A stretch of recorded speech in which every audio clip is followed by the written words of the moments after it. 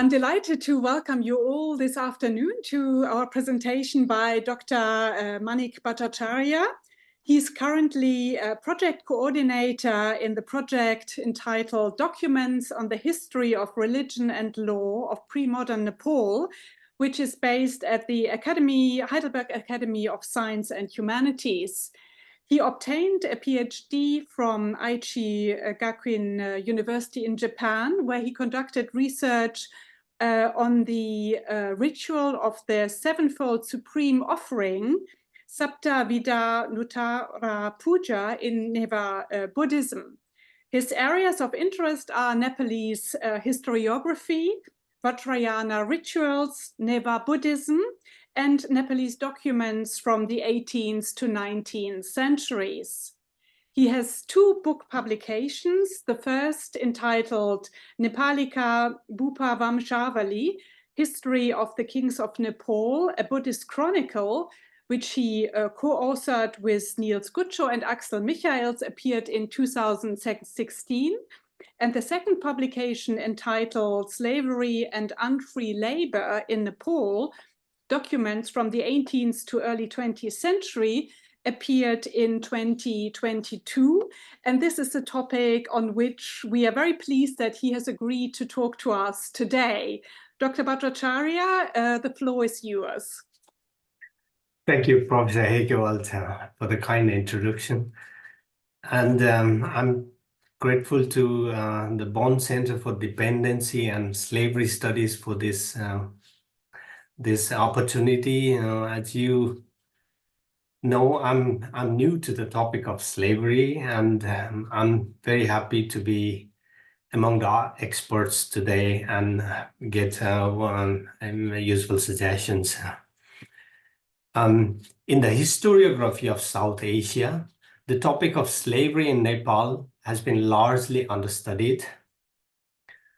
Indeed, a few scholars, such as Chittaranjan Nepali, Mahesh Raj Pant, Bernhard Kolbe, Mahesh Chandra Regmi, Timothy White, and Sanjog Rupaketi have published on the topic.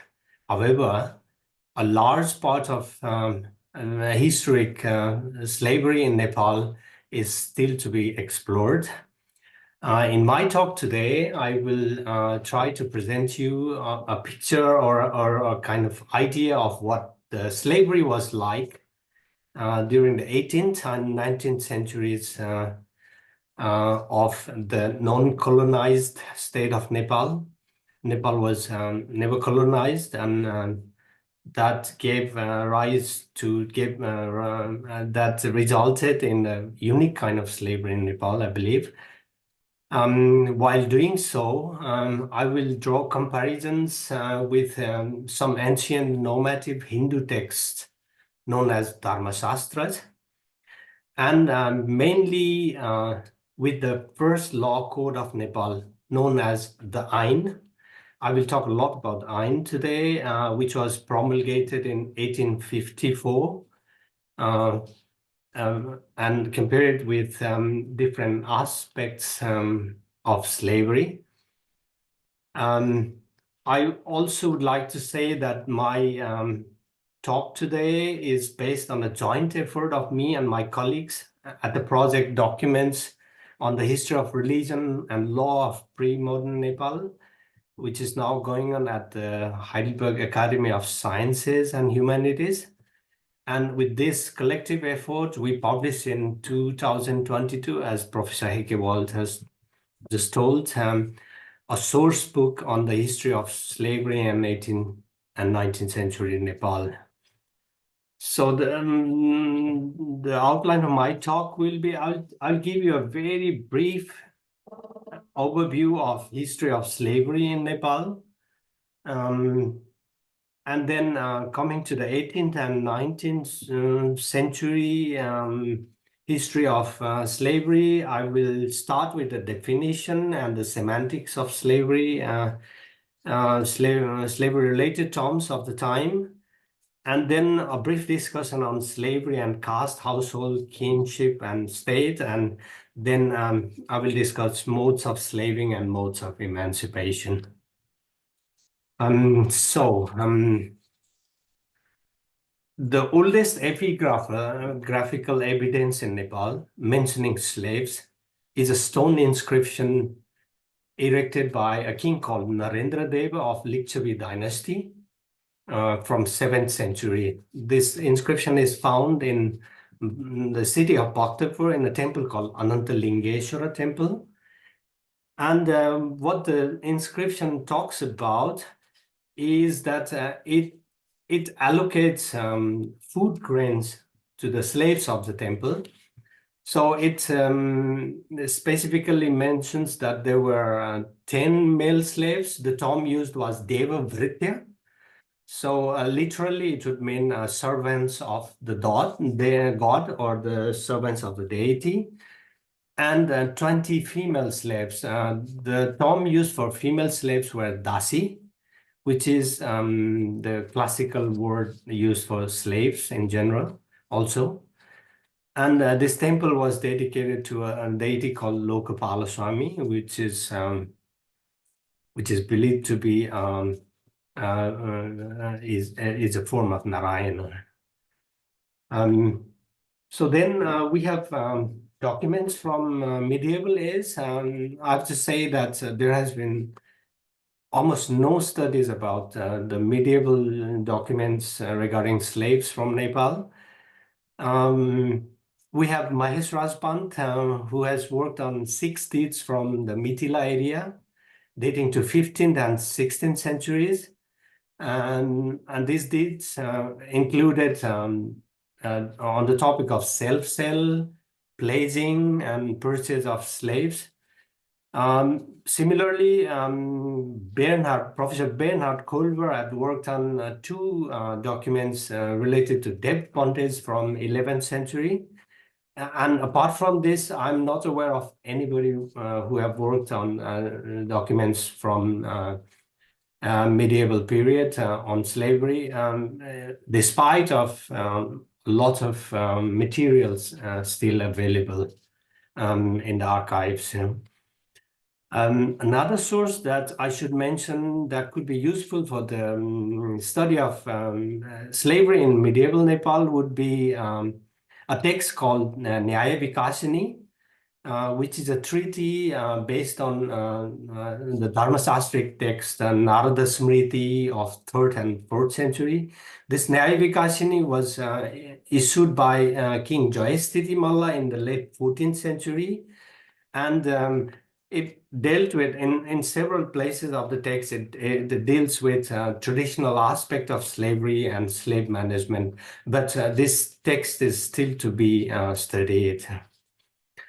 So quickly coming to the modern period, in 1769, the king called Prithvi Narayan Shah started expanding his kingdom of Gorkha from the West Nepal.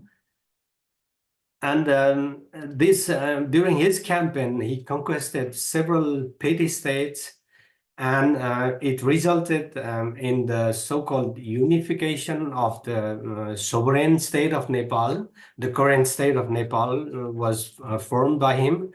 And the year 1769 marks his conquest over the Kathmandu Valley. And this year is regarded as the beginning of the modern period of the state of Nepal. So Prithvi Narayan had a vision of Nepal as a true Hindu state. He used the term Asali Hindustana. The idea that Nepal was the last remaining true Hindu state in his vision. And the Saha dynasty continued until very recently, until 2008. And just to mention a few interesting places, interesting years in the history of slavery in the modern Nepal. In 1803, the high caste priests, Brahmin priests, and the high caste Rajput nobles, also called Kshatriyas, were banned from enslaving. So the reason I wanted to show this was that many anthropologists believe, have the opinion that the slavery in Nepal was always based on caste, and only the low caste members were enslaved. But the documents show otherwise. Prior to 19th century, a slave could be from any caste. But what is true is in 19th century, it changed everything. And another point of interest is in the beginning of 19th century, the state of Nepal started creating a nationwide postal network known as HULAC. And this system consisted of allocating porters along designated routes across the country. And these porters carried in a relaying system mails, supplies for the palace and the government, and for the military, a lot of supplies. And this HULAC system was largely employed from the forced labor. Many historians agree that this system functioned very properly for some time. This is a good example of how the unfree labor was excessively used for the process of state building in Nepal. So coming to 1846, it is a crucial year in Nepalese history, where one of the generals of King Rajendra Vikram Shah, known as Janga Bahadur Rana, he took absolute power after a massacre in the court. It was a very bloody event, and he became the first prime minister of the Rana autocracy, with the king in a very diminished role of power.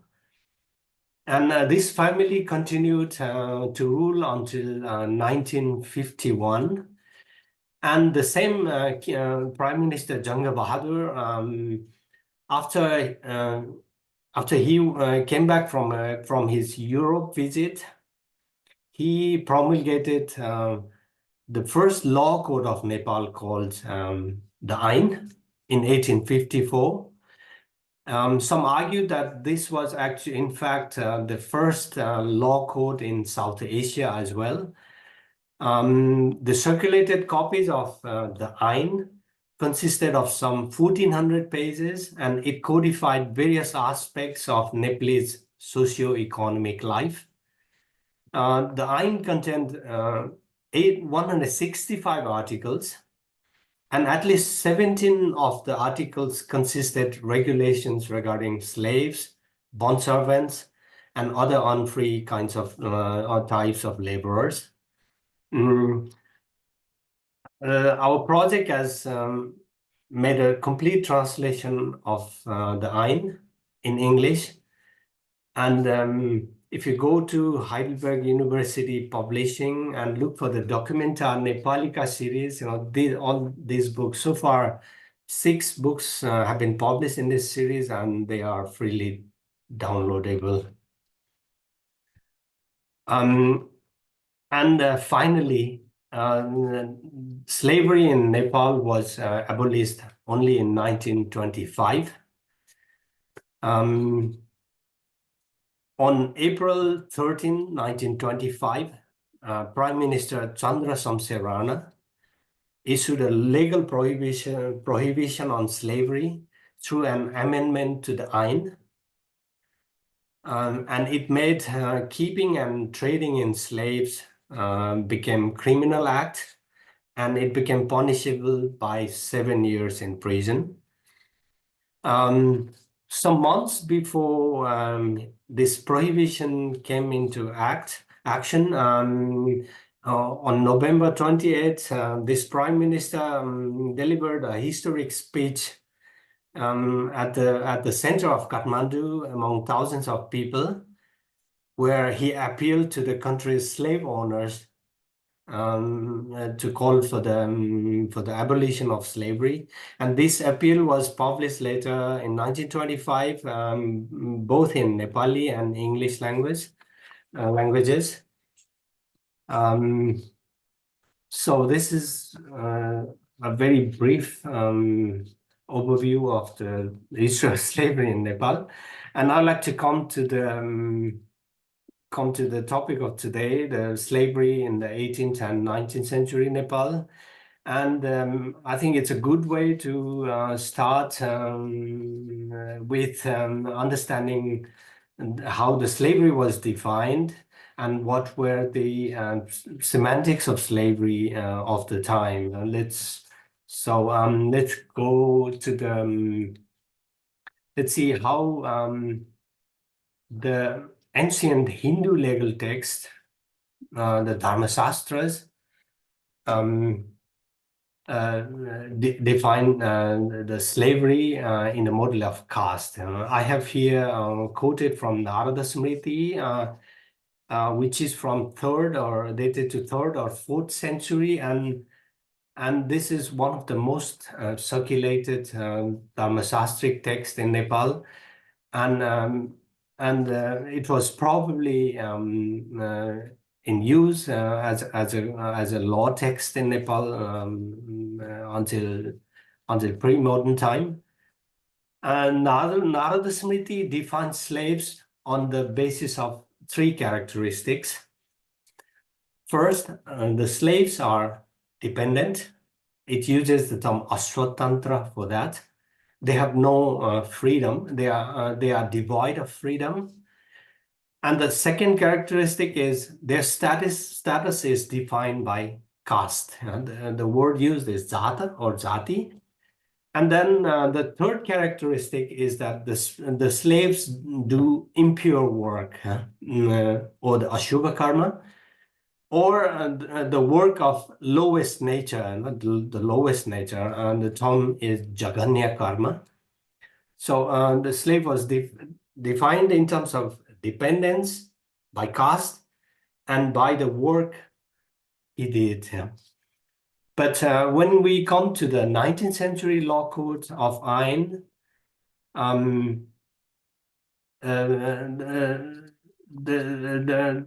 actually the Ain doesn't give a definition of slave per se, but we can determine from how the slave is treated in the law code that there were different degrees of dependency existed at that time, and it was impossible to give one definition of a slave. So the Ain nevertheless retains the idea of full slaves, and then the idea of full slave depends on the absolute dependency. A full slave was absolutely dependent, and then and that it was a commodified object. And the Ain describes slaves some places on par with 4-footed animals. The 2-footed against 4-footed, and also we find this kind of example also in the ancient Dharmasastric texts as well. The Dharmasastric texts such as Mitakshara, commentary of Yajnavalkya, talks about biped for slavery and the chetl, depersonalized chetl, drabya, for the slaves against the quadruped animals. But interestingly, the Ain, contrary to traditional Dharmasastras, does not exclusively characterizes slaves in terms of their work. In fact, it dismisses the caste class system of assigning occupations and allows everyone the freedom to choose their own work. So in a way, we can say that the Ain had a democratic approach regarding choice of profession. However, this should not mean that the slaves were given freedom to choose their choice of work. And it depended very much on the master's will, what he had to do.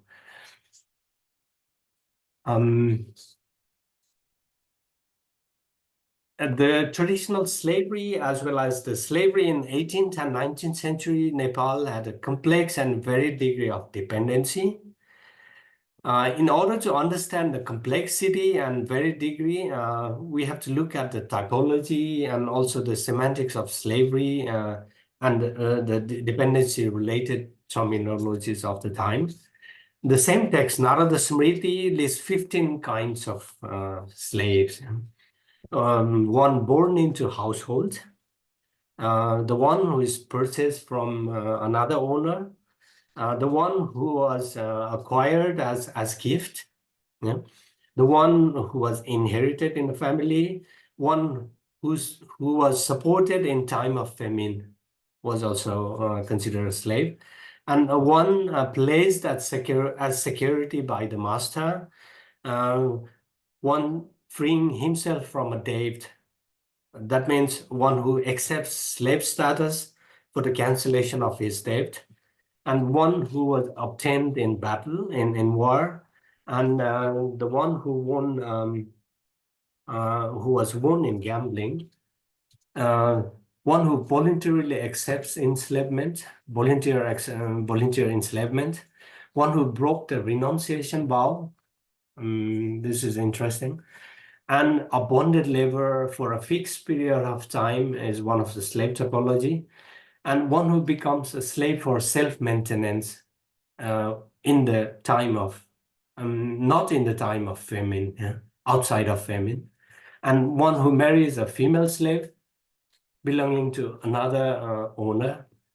It also would become a slave traditionally, and one who sells himself for a price, the self-selling slavery. But when it comes to 19th century law code, especially, the semantics of slavery is in a way very different. So we find the terms such as chakara, which is a generic term for a servant attached to the master's household, probably on a long-term basis.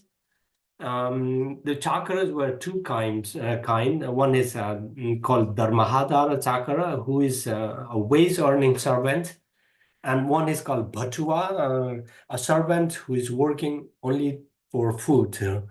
So they were also part of the household. Dependence in a long-term basis in a household. Yeah. And these chakras could not be sold, contrary to other fool slaves. They could not be either sold or placed. Then we have Badha, the bond servants. There were also two kinds in the law in 19th century. One was Drishti Bandhaka, the non-usufructuary plates, who could not be used or could not be whose service could not be used by the master. And the second would be Bhoga Bandhaka, who is in the usufructuary contract as a place. Then we have the slave types, Kawasa, which is quite an enigmatic topic. A term actually, and Kawasa seems to be used as an umbrella term for current and also the former slaves working for the nobility or the palace. The Ain distinguishes four kinds of Kawasa. The first is called Kariya Kawasa, were the ones who were currently in servitude. Then we had Pasua Kawasa. This term apparently came from Kawasa Paswan, from the Rajputs in India, and the Paswa Khawasas were mainly attached to the rulers. They were attendants of the rulers. Then there were Khana Khawasas who were recruited among orphans with unclear caste background. And then we have Parya Khawasa, who were freed slaves from the working in the house of nobles, but still somehow attached to the household. They were called Parya Khawasa. Then the Ain uses the terminology Keto and Keti for maid. Yeah, and which also could be taken as a synonym for male and female slave in general. Sometimes we have the term Keti used in combination with Kamari to indicate that a female slave is unmarried. Similarly, we have the term Kariya, which is used to denote a full slave. Yeah, and mostly we find that Kariya is Kariya. The term Kariya comes in combination with the term Ghara, which means house. So we can assume that Kariya were the type of slaves who were attached to the households, who were employed for the household works instead of agriculture and so on. Then we have the term Kamaro and Kamari, the male and female full slaves. So these were the absolute slaves, and they are treated as the commodity and property of the family.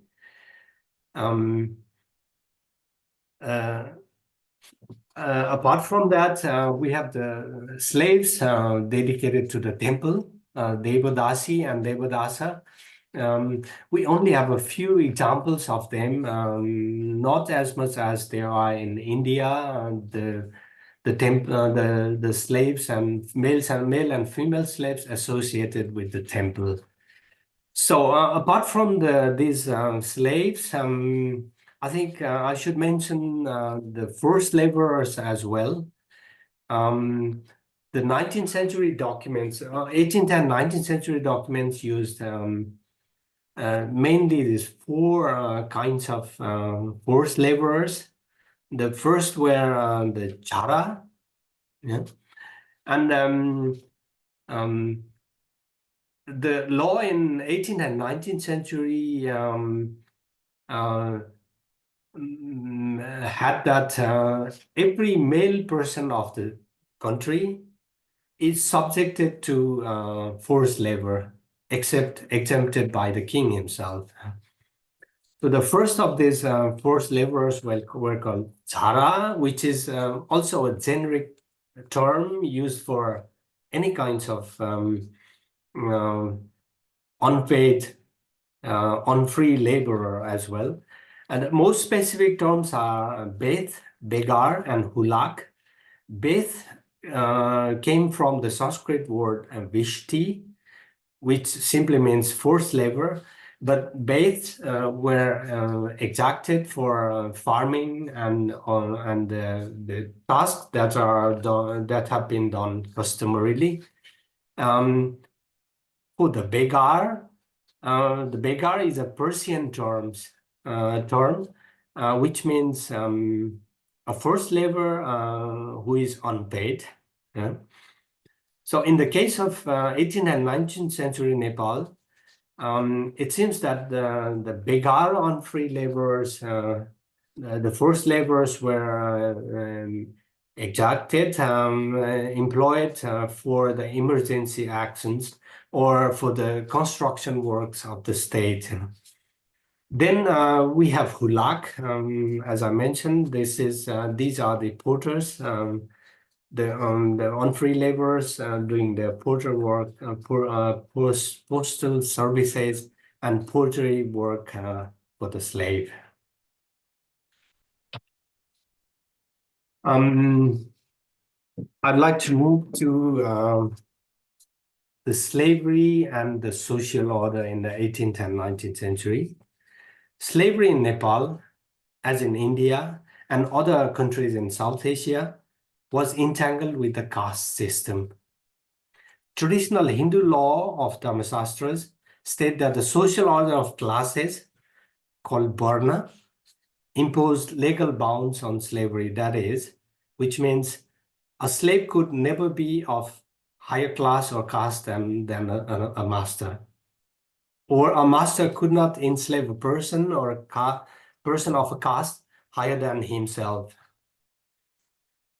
But contrary to this traditional Hindu custom, documents from 18th and 19th century show that the slavery was not tied particularly to caste status of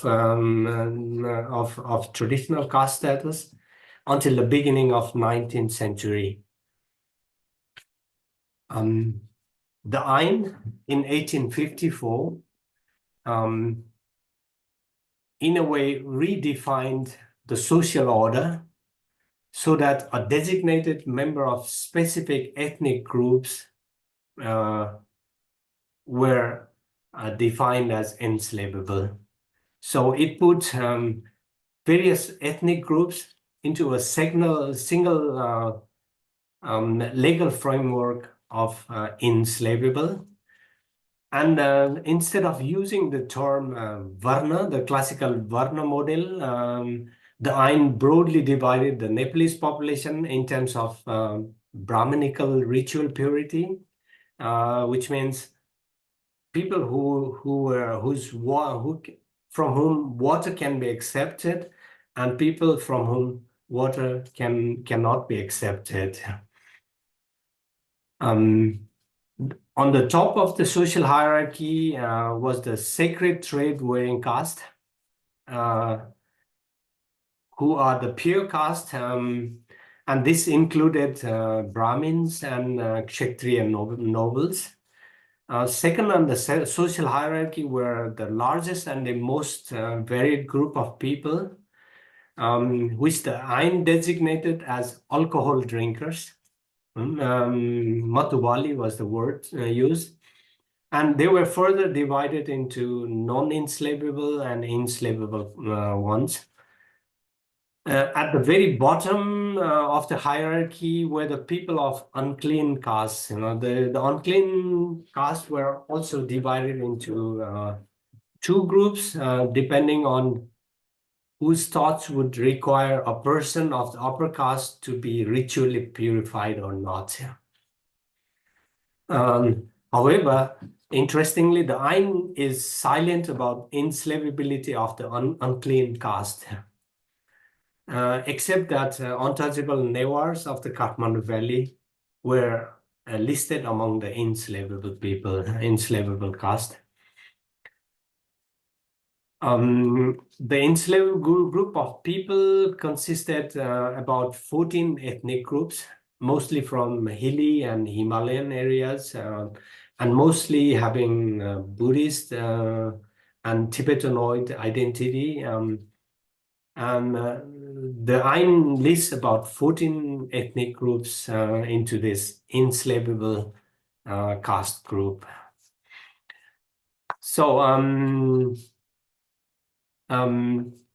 instead of choosing caste directly as a marker of the enslavability, the Ain of 19th century choose ritual purity and alcohol consumption and water acceptability as the markers of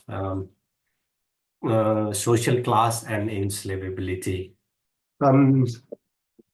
I'd like to discuss a bit about slavery and household in the 18th and 19th century Nepal. Slavery was closely tied to the institution of household. Slaves were often the property of joint families. This means they could, as family wealth, be sold, mortgaged, passed on as inheritance, or given away as dowry or gifts.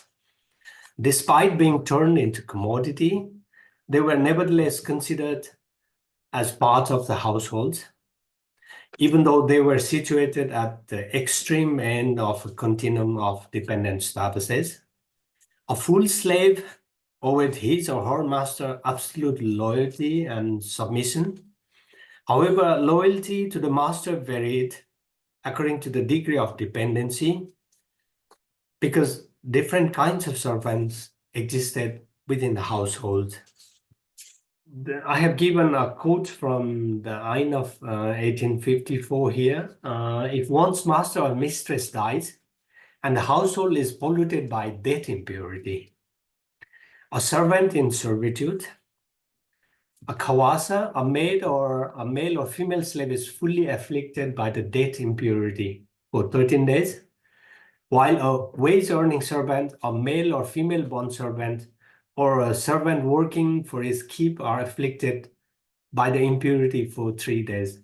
This is a very interesting article, paragraph from Ain, which is a nexus of slaves in household and kinship and so on. And also it is a good example of different kinds of dependence that existed within the household. So what we can make from this this paragraph is that the absolute dependence within household were the most polluted when the master died. Yeah. Which means that the absolute dependence of the house were, in the case of death of the master, were comparable to the closest kin of the master, like his own son, and who also becomes polluted for 13 days. I have a kind of chart of dependency of slaves in a household scenario here. So what I want to show here is that master as the apex of the household, yeah, the top of the household, how he could exercise power within the household. Yeah? So actually, his power, his exercise of power, a master's exercise of power, dependent on the extent of commodification of a slave. The more you go down, the commodification becomes more, and also the contractual component becomes serious. Also, the legitimacy of to exert violence or coercion is more legitimized. Similarly, the caste identity of the slave becomes less and less important. So he loses his caste is more suspended the more dependent he becomes. And also a full slave's duration of servitude is absolute. So what I would like to say is that in a household, slavery was a major supply of both productive and reproductive labor, especially for the ruling and noble households. Slaves were a means of lineage expansion and also the laborer.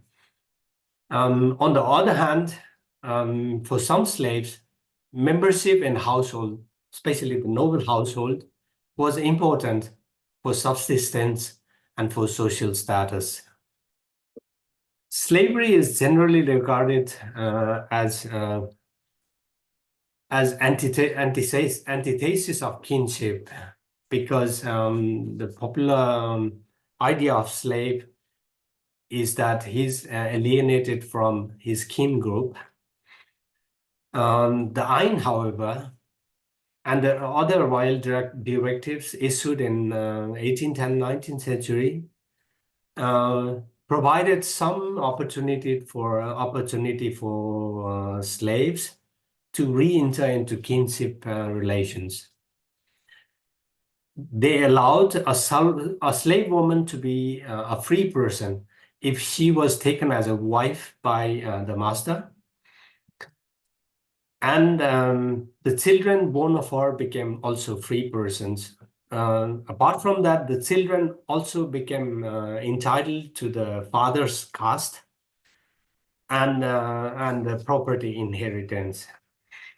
Sanjog Rupakhetī, in one of his recent articles, gives example of one document that was issued in 1851, where he shows that the male slaves who were married to free women also were integrated into kin relationship.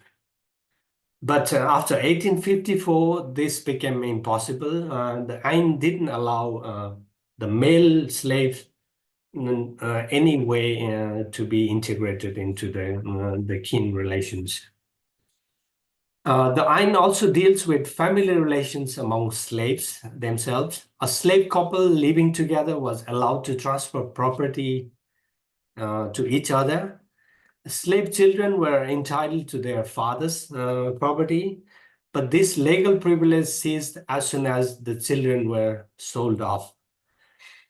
However, even when father and children were separated, the Ain at least ensured that his children could use his property to perform his funeral rites.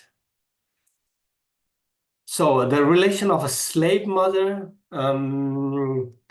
in such case with her children was only protected until the time he became 11. The Ain allowed a child after 11th year is allowed to be sold by the master. So the kinship between a slave mother and the slave son was protected only up to the age of 11 of the son. Slavery in 19th century, especially after 1854, was placed under strict state control. Any new enslavement was only possible through state intervention. The Ain especially emphasized three rules regarding slaves. The first is that it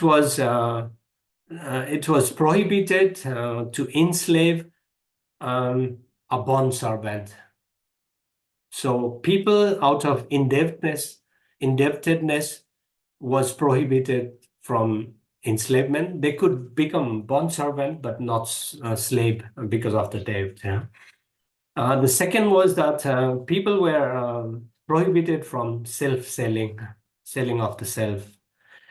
Third is that the ownership of the enslaved person or a person who became enslaved because of his criminal act was tied to the land where the crime was committed.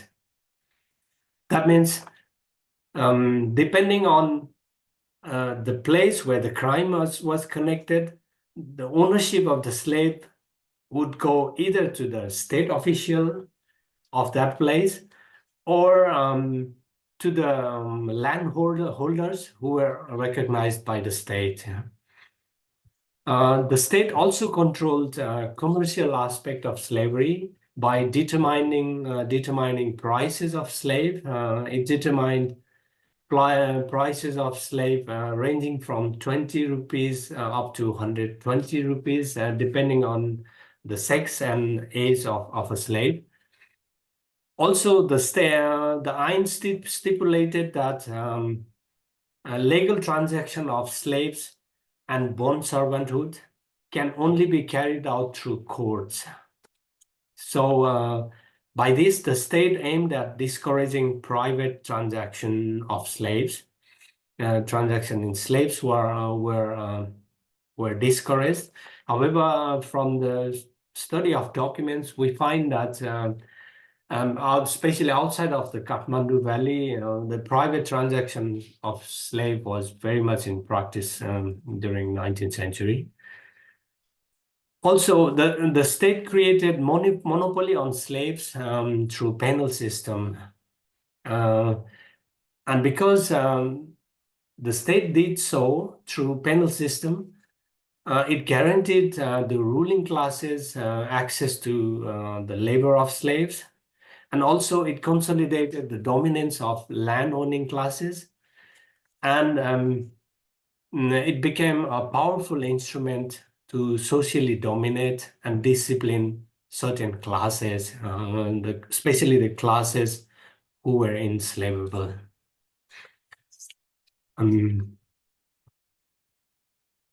I'd like to go to the process of enslaving in the 18th and 19th century. The Ain allowed, as we discussed earlier, only legal method of enslavement was the state-enforced punishment, punishment for the members of the enslavable caste. And the punishments that laid a person into enslavement were consisted of offenses against the caste hierarchy, such as the intentional contamination of a high caste person, or sexual intercourse with upper caste women, and so on. And also the criminal offenses such as rape, infanticide, or even in some cases theft also led people to enslavement. Except for persons born of slave parents or those enslaved before the promulgation of the Ain, the newly slaved could only be owned by the state or the state-recognized landlords or the land-holding institutes. So the state defined, the Ain defined clearly that the ownership of the new enslaved persons could only be the state or the state-recognized feudals. Despite the state-controlled modes of enslavement sanctioned in the Ain, studying the contemporary legal documents, we find that people were still being enslaved for other causes which were not allowed, such as the impoverishment, being in distress, or being in famine, or when people captured in war, or we have the documents where the rebellions against the palace or the system were also enslaved. Also, as people, slave could be gifted to the temple, as we have seen in the Devadasi and Devadasa case. Moving on to the modes of emancipation in 18th and 19th century, the different documents from the 18th and 19th century, and especially the Ain, provided multiple conditions under which a slave could be emancipated.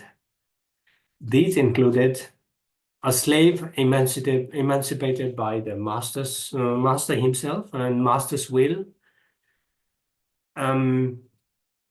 Another way for a slave to be emancipated was when a slave pays certain fine for his crime. If the crime was payable, or if the crime was freeable by paying a fine. So that was one of the way for a slave to be freed. Another way was when a master takes a female slave as his wife or concubine. We have discussed this already. And in this case, the slave herself and eventually her children born of the master would also be free, and the children would also be entitled to get the father's caste as well as the property. A slave could also be freed by court order if the master is found to mishandle or torture the slave. So this was, the Ain had also some notion of positive law in that case. And the Ain also lists what kind of mishandling the master could do. This included the master putting human excrement into mouth of the slave, or applying chili in his genital or eyes. So this kind of vivid description of master's atrocities is also mentioned in the Ain. A sick slave is emancipated upon the court order if the master fails to take care of them. And interestingly, if the slaves fled to certain part of the southern plain of Nepal, they were also freed. So the reason for this was the southern plains in the 19th century was largely jungle, and the state wanted to promote agriculture or land development in that area, and so a huge demand of labor was in that place. So the state hoped that it could use slaves for the land development. The act of freeing both slaves and bondservants was called amleka, which is a generic term used in the Ain and other documents to refer to emancipation in general. However, we should understand that slavery and freedom are not binary. There were several in-between stages between slavery and freedom. And also we find from the documents that a slave could be emancipated in different degrees. So I'll try to explain you, this degree of different degrees of emancipation of a slave at that time. A slave could be freed from enslavement, but he may still have to remain in servitude of the master. The Ain and other documents use the term Hadapara for such a conditional emancipation. The term Hada, the Nepali term Hada, literally means bones, and it has the connotation of blood kinship. Also the term Hadanata used in Nepali. So we may understand the term Hadapara as an act of dissociating a slave from his enslavable state, so that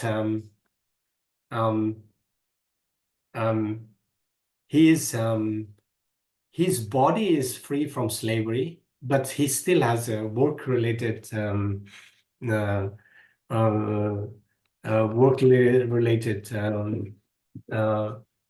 things to do with the master still. Some documents also use the term Hartokogarai, which literally means purifying the bonds of a slave.